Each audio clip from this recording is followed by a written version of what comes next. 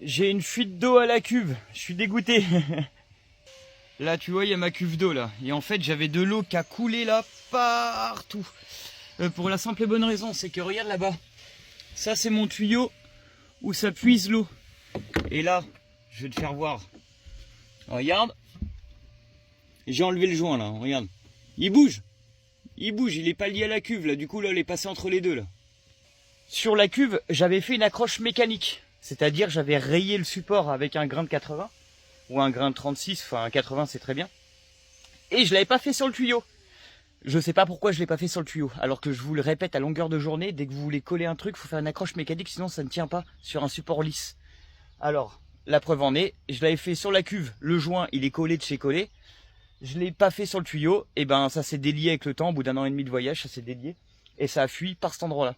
Alors tous les uluberlus là, qui font des joints en silicone et qui disent aux gens ça tient, même une colle hybride ne tient pas.